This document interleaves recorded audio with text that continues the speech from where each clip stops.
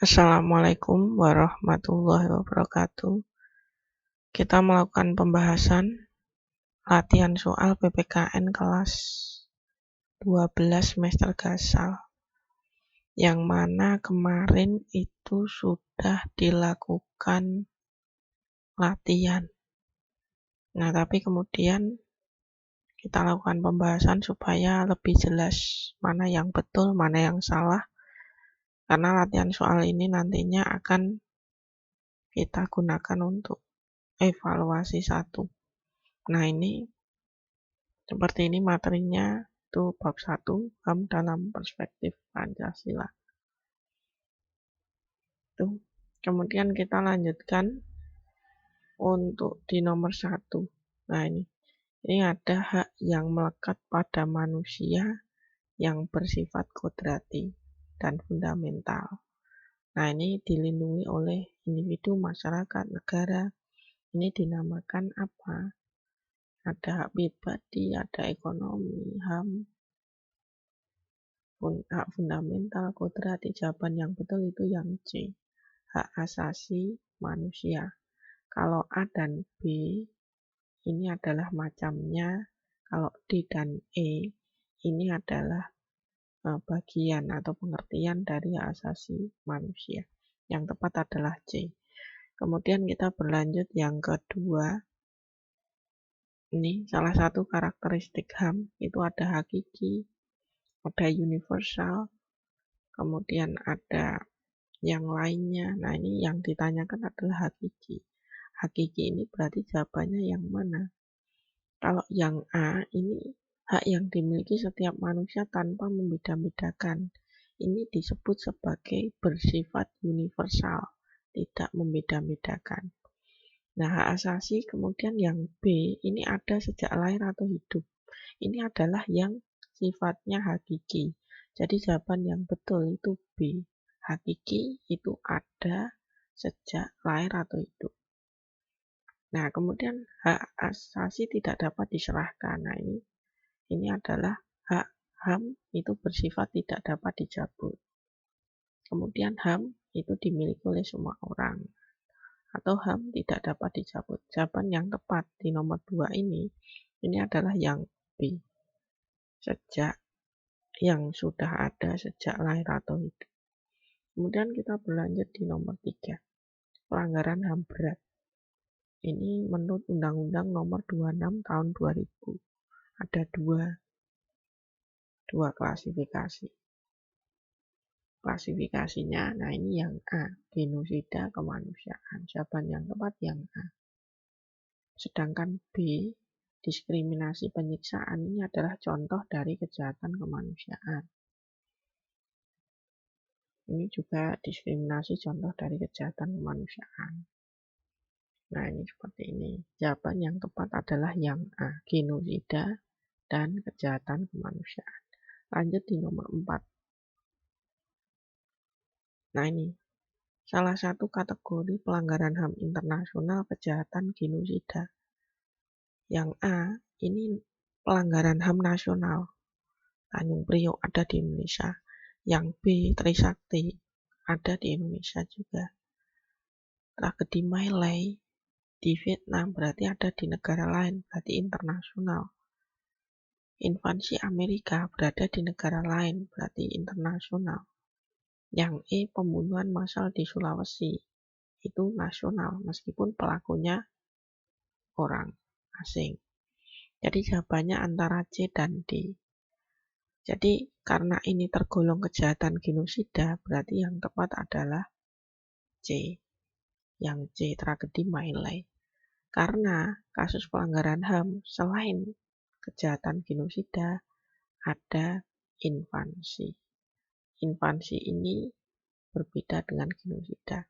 Jawaban yang tepat adalah C, tragedi My Lai, di mana ini korbannya sangat banyak.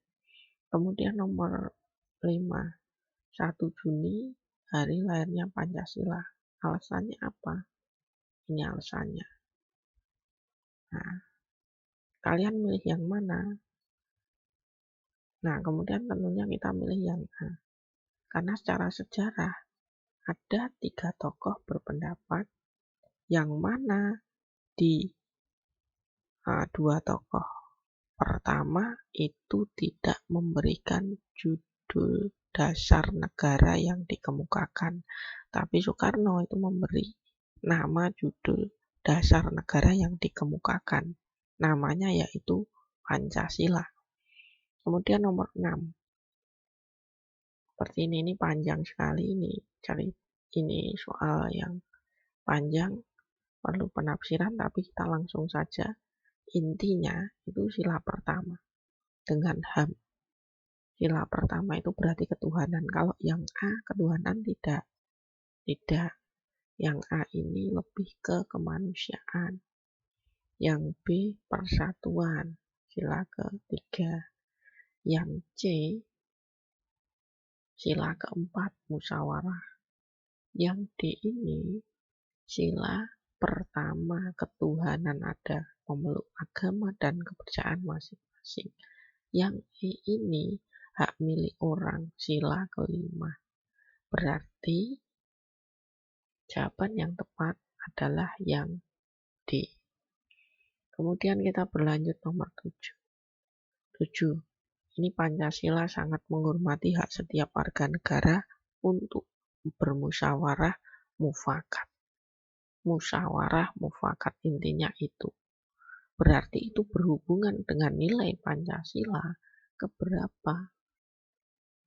Ketuhanan tidak, karena ini musyawarah mufakat. Kalau ketuhanan berkaitan dengan agama, kemanusiaan juga bukan, persatuan bukan, kerakyatan iya, karena ini kerakyatan. Kalau sila kerakyatan ini sila keempat lanjutannya, kerakyatan yang dipimpin oleh hikmat kebijaksanaan dalam permusyawaratan perwakilan.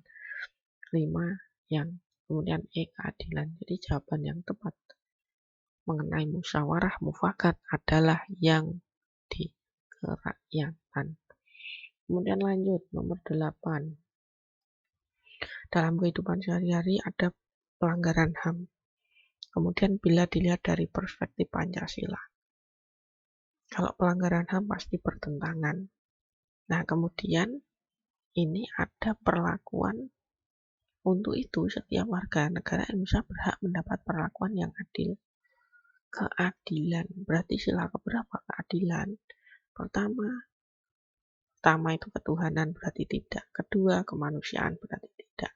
Ketiga, persatuan, berarti jawaban bukan ini. Keempat, kerakyatan, berarti jawaban bukan ini. Kelima, keadilan sosial bagi seluruh rakyat Indonesia, berarti jawabannya adalah yang E. Kelima. Kemudian kita lanjut. 9. Nilai instrumen sila kemanusiaan yang adil dan beradab pada alinea pertama. Pembukaan UD 1945. Jadi alinea pertama itu bunyinya apa dulu? Pembukaan bahwa sesungguhnya kemerdekaan itu ialah hak segala bangsa, dan oleh sebab itu maka penjajahan di atas dunia harus dihapuskan karena tidak sesuai dengan peri kemanusiaan dan peri keadilan. Itu berarti kalimat yang seperti itu ada di option yang B, bahwa sesungguhnya kemerdekaan itu ialah segala bangsa. Ini yang B, sesuai dengan alinea pertama pada pembukaan. Kemudian yang nomor 10. Salah satu penyebab pelanggaran HAM yang berasal dari diri pelaku, dari dalam diri pelaku atau intern adalah penyalahgunaan kekuasaan berasal dari luar. Kesenjangan sosial berasal dari luar. Ketidaktegasan aparat hukum berasal dari luar.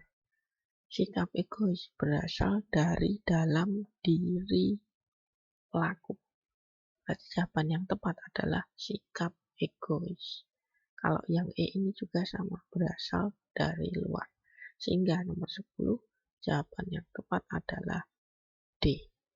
Itu pembahasan dari soal nomor 1 sampai 10. Saya rasa itu mudah. Semoga ini nanti akan bisa mempermudah kalian untuk menjalankan evaluasi 1 dengan baik. Terima kasih, ini selesai. Selanjutnya lanjutkan di petunjuk sesuai dengan Google Classroom. Sekian, terima kasih. Tetap semangat, tetap jaga kesehatan. Wassalamualaikum warahmatullahi wabarakatuh.